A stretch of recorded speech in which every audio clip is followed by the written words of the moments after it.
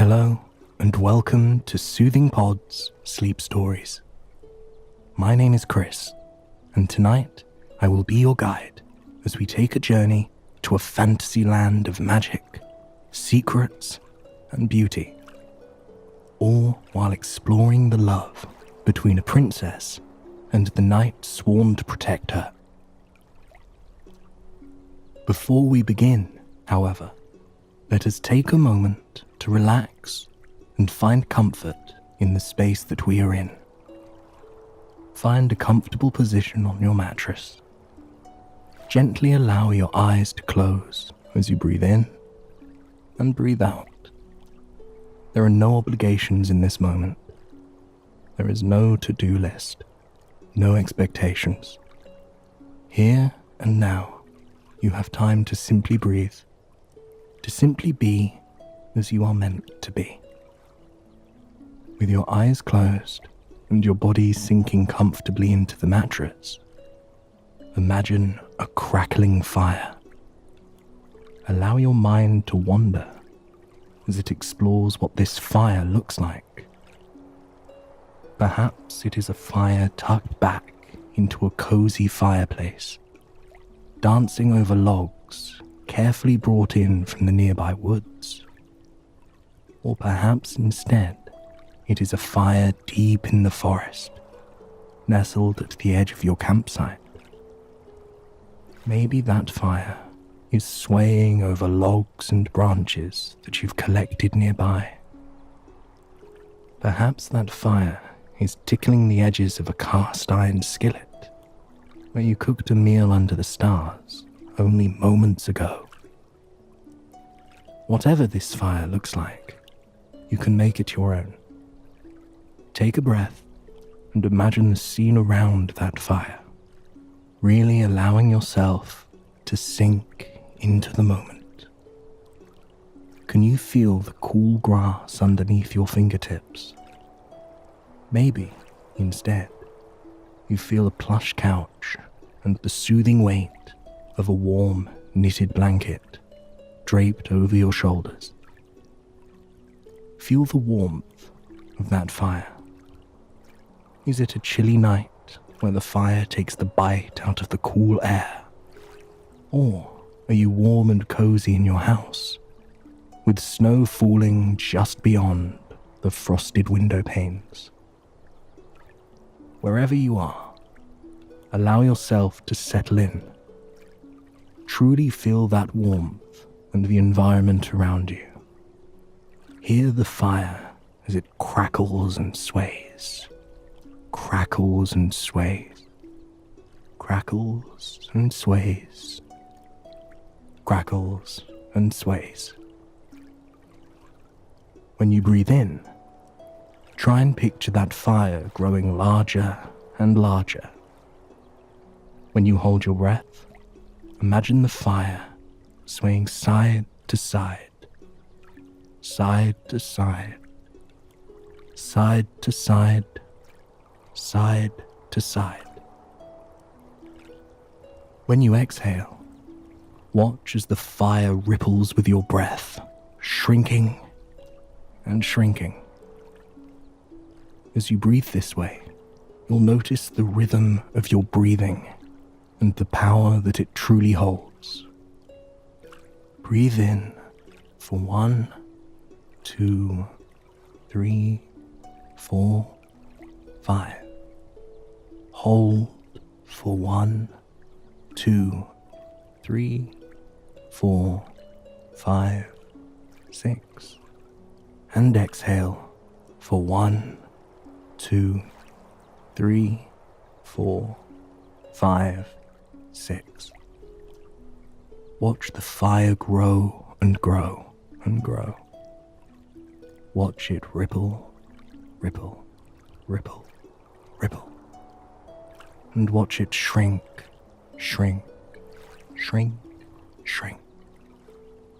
As you breathe this way, you'll see the rhythm of your breathing and the power that it truly holds.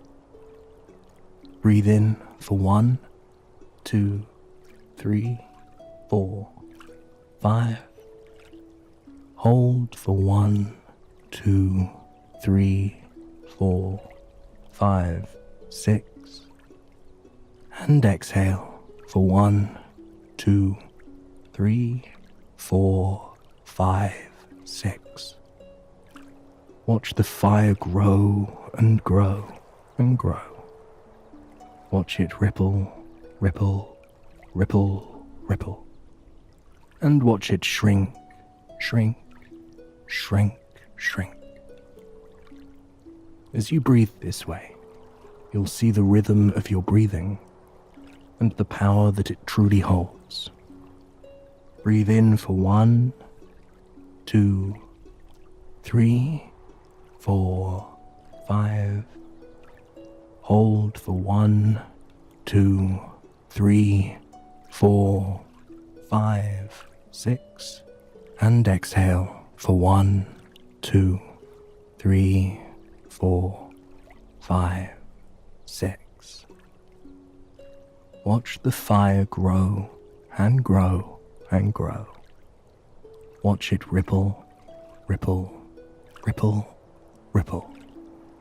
And watch it shrink, shrink, shrink, shrink. Anytime you feel overwhelmed or detached, know that you can return to your breathing and this comforting scene. Now that we have taken the time to unwind and find comfort in the space we are in, let us begin. The fresh morning air had a chill in it that swept across the grassy, lush valley that Ammius was awakening in.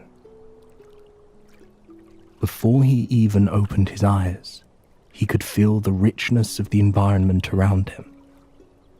He could hear the Farron River, trailing just behind the woven canvas tent he was sleeping in, blended into the peaceful soundscape where the calls of birds as they stretched their wings in the morning sun. For a moment, Ammius lay there, soaking in the soothing atmosphere in bliss. At Lythian Castle, things were never this quiet, and before this long journey, he was rarely allowed to explore the outside world. He had been born a knight, and even more importantly, he had been born a member of the Lightwood family. The Lightwood family that had existed for hundreds of years for one purpose, and one purpose only: to protect the royal family at all costs. As a young boy, he was trained to do just that. And now, as a young man, he held that obligation near and dear to his heart. And that loyalty, that devotion to protecting the royal family, had led him to this tent by this winding river, with a beautiful woman sleeping soundly beside him. He glanced over at Astaria as subtly as he could. The princess was sound asleep, her head canted in his direction on a small stack of hay that served as a pillow. For a moment, Ammius felt as if he couldn't breathe. Astaria looked so beautiful, so peaceful. Her hands were neatly tucked underneath her chin, her body coiled into a tight, comfortable ball. Even in her sleep, she carried an air of grace and wisdom with her that lit up the room. This was only Ammius' second day with Astaria on this mission. He had been chosen specifically to join her as she journeyed across the land in search of a flower. Ammius wasn't certain what the flower was for exactly, but he knew it had to be incredibly important. Astaria wasn't permitted to leave the castle unless it was absolutely necessary. The most surprising thing, however, wasn't the fact that Astaria was leaving the castle. It was that she had chosen Ammius to be her companion The two were the same age. They had been raised alongside each other, though they were reminded of their rankings and their roles. Astaria had always been kind to Ammius, though Ammius wasn't quite sure why. He was the quietest and most soft-spoken of all the knights. He didn't stand out like many of the others, and yet she picked him out of everyone else.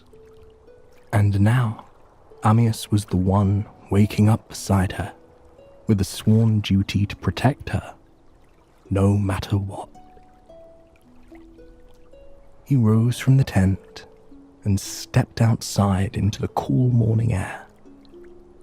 The mountains around him disappeared overhead into a thick layer of fog that was beginning to form, giving the whole valley a look of ethereal beauty. This far into the countryside, there were very few villages. It was a land of magical creatures and breathtaking scenery, far away from the eyes of society and the politics of the castle. For the first time in his life, Ammius was feeling what true freedom was. He wandered through the misty air toward the river with a lightness in his heart. It was a lazily moving river, winding aimlessly over a mosaic of colourful river rocks. There were neither rivers nor streams around the castle where he and Astaria had grown up, so the sound alone was enough to lull him into a state of complete and utter serenity. He slipped off his worn leather boots and took a step into the river. The cool water was refreshing and rejuvenating, in a way that only nature can be. He closed his eyes, relishing in the gentle current of the water, the feel of the icy waves lapping against his calves, the smoothness of the rocks underneath his feet, rocks that had been worn down by this river for hundreds and hundreds and hundreds of years. Then there was a splash beside him. His eyes shot open, only to find Astaria smiling at him. A wool blanket draped loosely over her shoulders, shielding her from the morning mist. There was joy in her eyes. On this particularly damp and dreary day, it was as though she had brought the sunlight with her, something, Ammius realized, she always seemed to do, whether she realized it or not.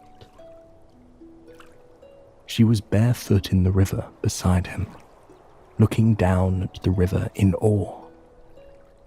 "I've never actually been in a river before. Have you, Ammius?" she asked. Ammius's heart skipped a beat at the sound of his name coming from her lips. In the castle, she was only permitted to address him as knight, and he was only permitted to address her as princess. He wasn't used to this familiarity, and he wasn't quite used to Astaria acting so freely. Ammius told Astaria that he had never been in a river either. Bliss seemed to radiate from Astaria at his admission. Cheerfully, she told him that it was good they were experiencing it together, after being cooped up in the castle for so long. She tiptoed deeper into the river, with a swiftness that caught Ammius off guard. Astaria moved with grace, but that wasn't always a good thing when you were in charge of looking after her. Astaria bent down to look in the water around her, her eyes glistening with the pure joy of this first experience. For a moment, all Ammius could do was gaze at her. There was a childlike energy to Astaria, a girl who had been desperate to see the world, to marvel at all of its wonders, yet At the same time, she was a woman with immense power and wisdom. A woman that looked completely comfortable sitting atop a gold throne, making decisions that would alter her kingdom forever.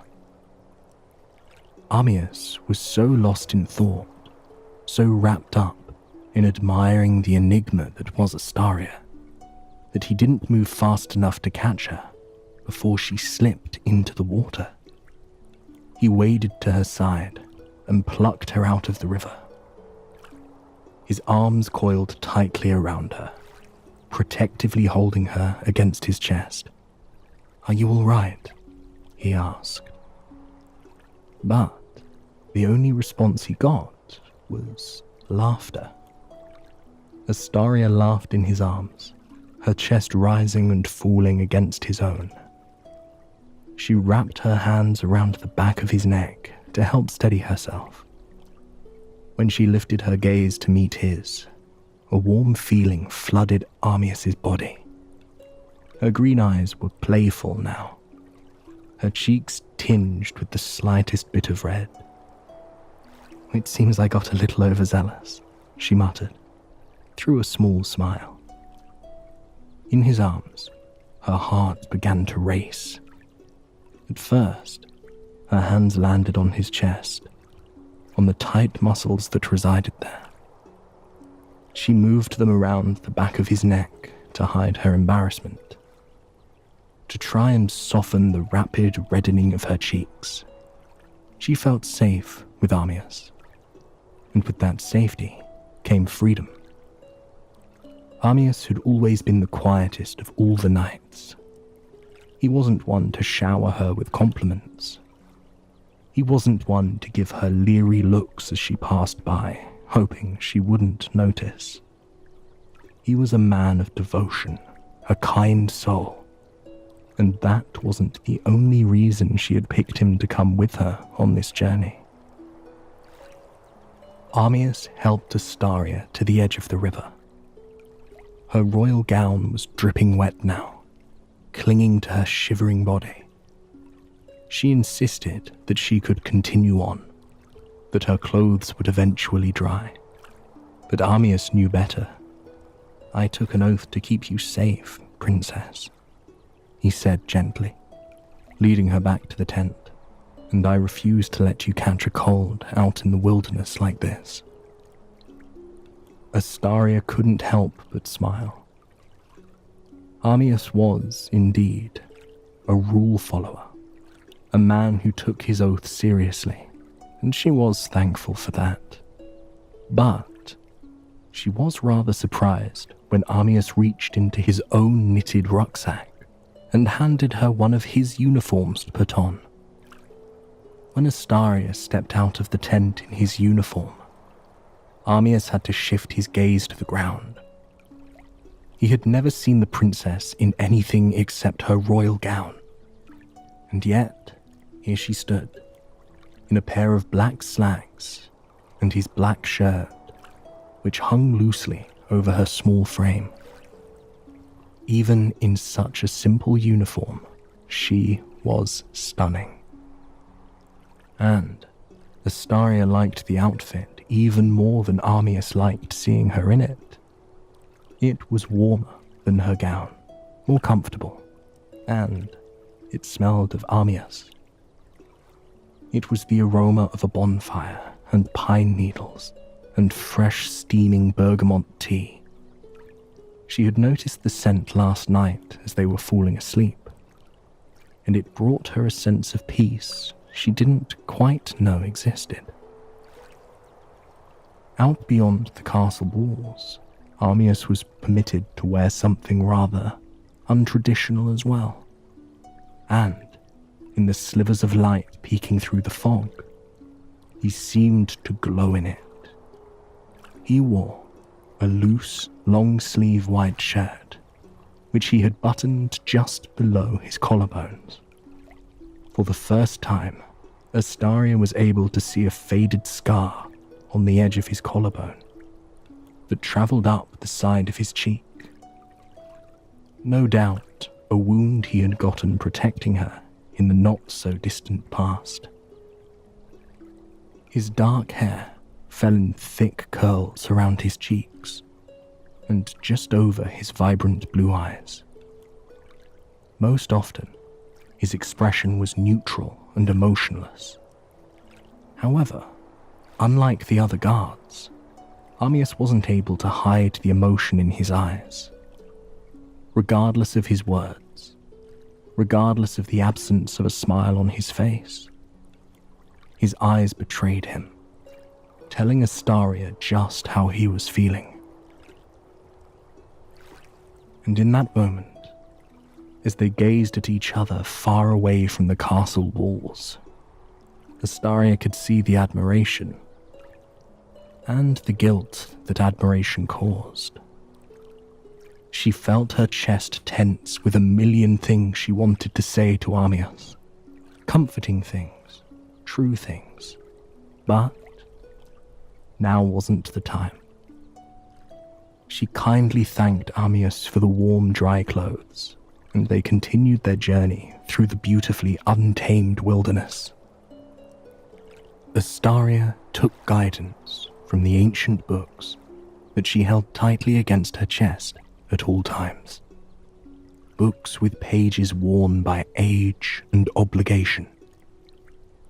Books that had been carried by her ancestors, many of whom were going on the same quest as she was all those years ago.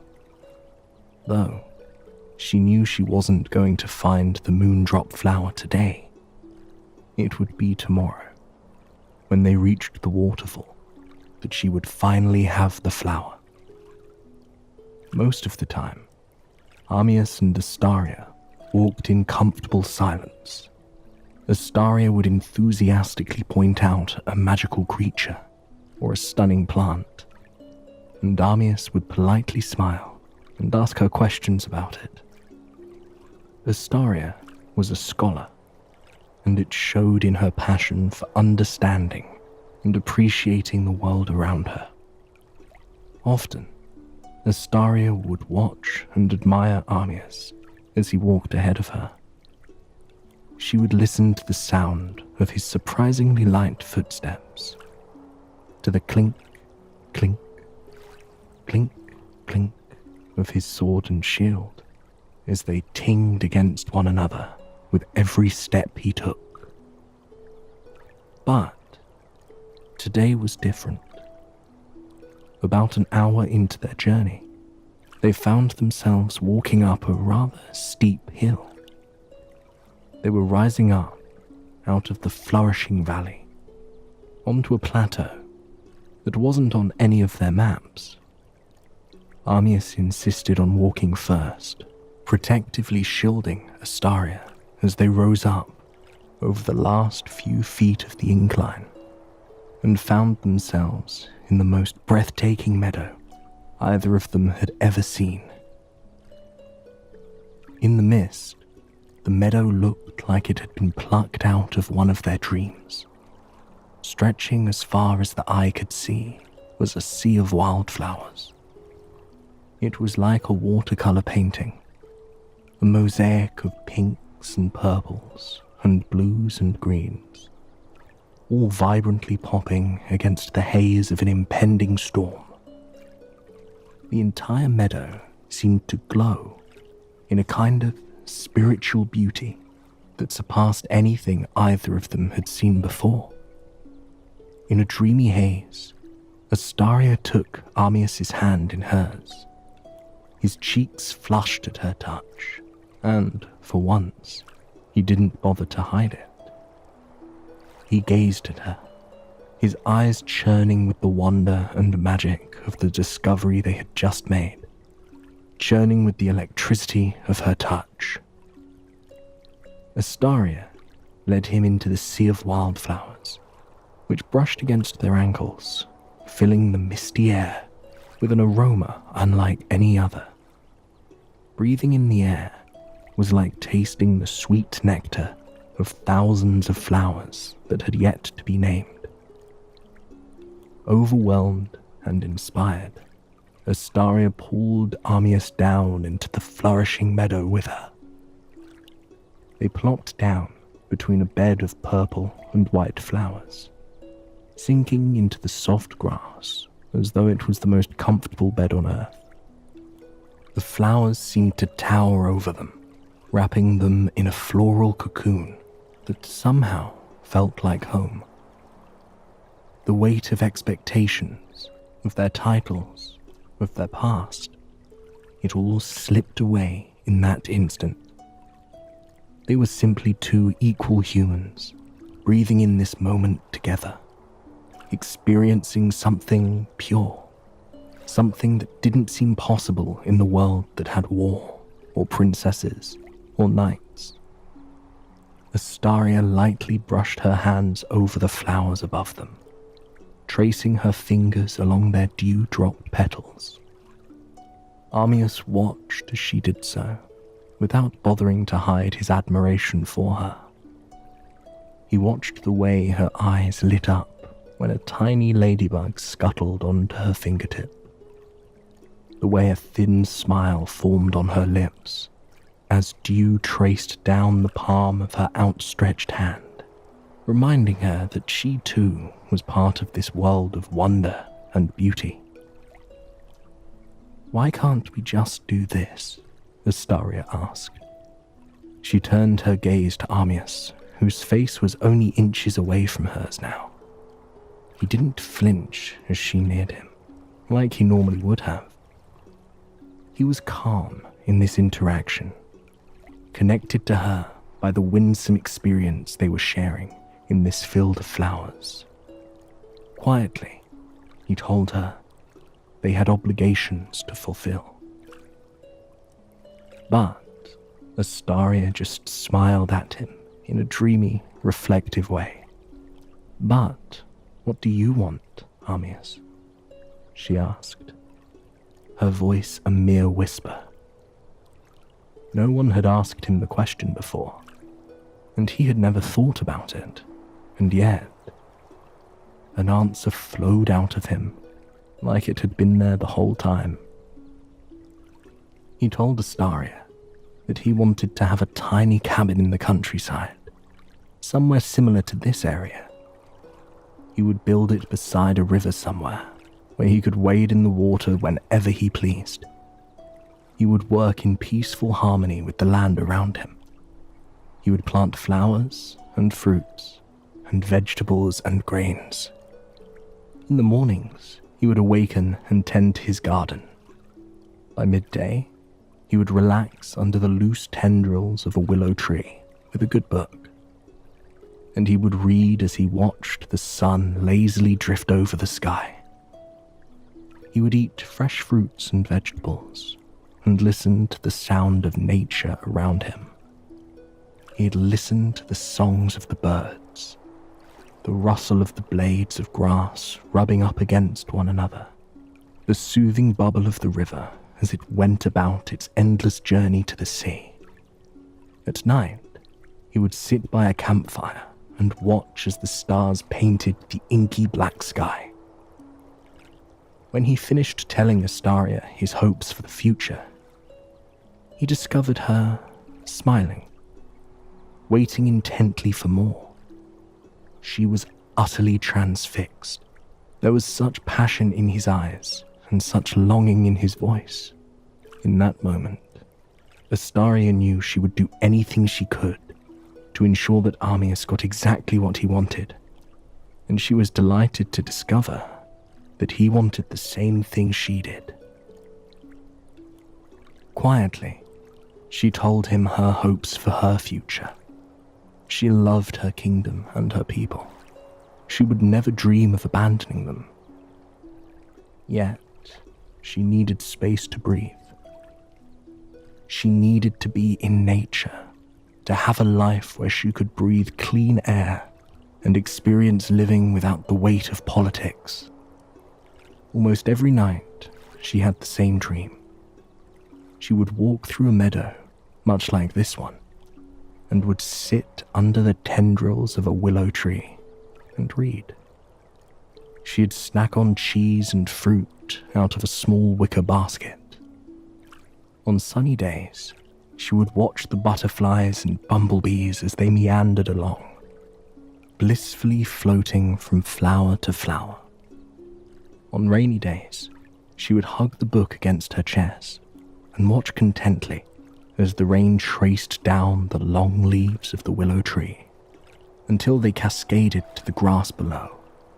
She longed for a cozy home away from it all, a home where she had stoked the fire, a home where she had cooked the meals, a home where she could be without the eyes of society on her, a home that she could share with the man she loved. As the last sentence escaped her lips, her honesty seemed to get the best of her. She covered her mouth, her face tinged with pink. Armias squeezed her hand gently, giving her silent assurance that speaking her truth was okay. In the castle, it was common knowledge that Astaria would not marry for love, but would instead marry to protect the kingdom and form a strong alliance. It was clear in that moment that Astaria had no intention of fulfilling those expectations. And as her gaze drifted up to meet Armias's, the look brewing in her eyes told him who she was thinking of living her life with instead. He thought about drawing her lips against his.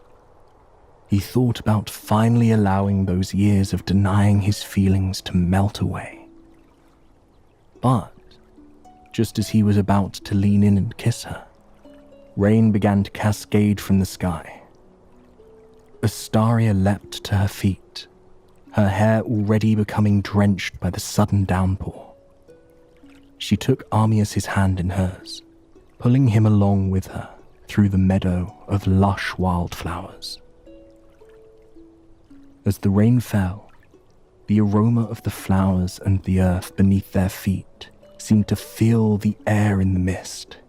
It was intoxicating, invigorating. The two found themselves laughing as they helplessly traveled through the seemingly endless field of flowers, searching for refuge from the rain. Finally, they spotted it. Far in the distance was a swathe of willow trees, swaying in the stormy breeze. Astaria led Armias through the curtain of tendrils. The tree towered high overhead, its gnarled ancient branches providing them with shelter from the storm. Outside, they could hear the melody of the rain tap, tap, tap, tapping against the ground, and drip, drip, drip, dripping over the leaves onto the mossy ground below. They both leaned against the tree trunk, their gaze fixed on the branches overhead. I suppose we'll have to wait out the storm here, Astaria mused. Armias reached into his rucksack, pulling out a small book.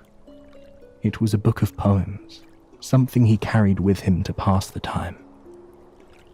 Underneath the willow tendrils, with the rain falling all around them, Armias read poetry to Astaria. Every poem seemed to be sweeter than the last. Every word seemed to be more sentimental.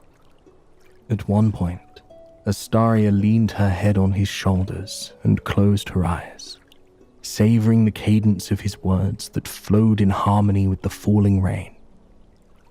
When he finally closed the book, Astaria laid her hand on his and softly asked, "Do you know why I requested you to be my guide?" It was a question Armias had asked himself over and over, one that he could never quite find the answer for. She asked him if he remembered a stormy night in the castle, just like this, when they were younger. Astaria had gone against her parents' wishes and snuck down into the library to read well into the morning hours. It was a constant fight with her parents, and she was told if she stayed in the library overnight again, she wouldn't be permitted to visit any longer. The knights were ordered to tell her parents if she disobeyed. But that stormy night, Astaria fell asleep reading in the library. Armias was the guard in charge of watching her. He worked for her parents, not for her. And yet, he picked her up. As quietly and as swiftly as he could, he carried Astaria all the way up to her chambers, an area where he wasn't permitted to go, and tucked her into bed. He brought her a glass of water, and even slipped the book she hadn't finished reading into her hands. Astaria woke up as he was slipping the book into her hands, and she saw him smile at her as he pulled the blankets up over her shoulders. That was a testament to his character. He wasn't blindly following rules. He was doing what he felt was right, and he was doing something that would make her happy, in spite of the risk it posed to himself.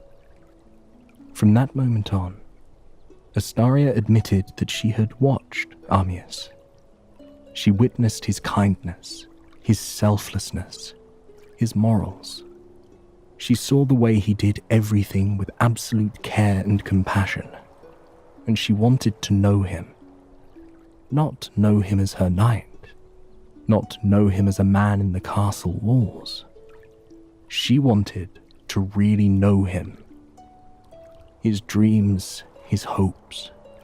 She wanted to escape with him, even if it was only for a few days. Armias was touched. He too had wanted to know Astaria. He felt as though he had learned more about her in the past few hours than he had learned in years. And he found himself even more drawn to her than expected. Soon, night began to fall, with the rain still pouring just beyond the shelter of the willow trees. Armias and Astaria worked together to put up a tent, their home for the night, a home they shared together. Armias lit a small fire out of the firewood he carried on his back.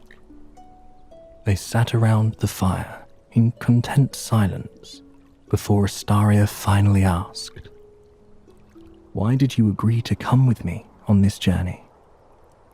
Armias opened his mouth to speak, but the words wouldn't come out.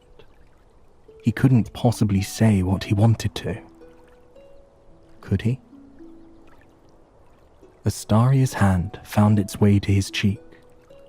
She rubbed her thumb over his soft skin, encouraging him to take the next step, encouraging him to speak his truth. And in a whisper, he told her the truth. The moment where he carried her to bed was the moment that he fell in love with her. He loved her dedication to knowledge, her passion for reading about life outside the castle walls. He loved that in spite of her title, she was a woman of kindness. A woman who treated everyone as equals. He loved that she would sneak off and come back from the woods covered in mud. He loved that she would put a finger to her lips, begging him to keep it secret. The words spilled out of him, overflowing with passion and honesty. But soon his list came to an abrupt stop. Astaria pressed her lips to his, pulling him into a gentle kiss. Her hands drifted through his hair, drawing the night closer to her. When she pulled away, she hovered inches from his lips, eyes wavering with relief and admiration. "I love you too," she murmured. They curled up in the tent as the storm raged outside their shelter. Astaria told him quietly that their quest would end tomorrow, by the waterfall, on the far side of their kingdom. She was going to find the moondrop flower. She would return back to the castle, and with the flower in her grasp, she would take the throne as queen. Armias held her closely. The reason for their quest had been hidden from him. This was a journey all princesses were required to take before they became queen. After this, she would take on a role of even more importance. But Astarias turned on her side and smiled up at him. As queen, I will one day need a king, don't you think? Armias grinned, pulling Astaria closer against him. I suppose one day you will need a king. Do you think that role is fit for a knight? Astaria kissed his cheek and whispered, I believe that role would be perfect for a knight. As the rain poured around them, they held one another. For now, they weren't in a castle. They weren't in a cozy home alongside the river with a lush garden. But to be home, all they needed was each other. They fell asleep with their fingers intertwined and their hearts beating in tandem, knowing that their journey together, that the story of their love, was only just beginning. I hope you've enjoyed this sleep story, and it has brought you a night of peaceful, restful sleep. Please join me again tomorrow night for another sleep story. Until then, sweet dreams.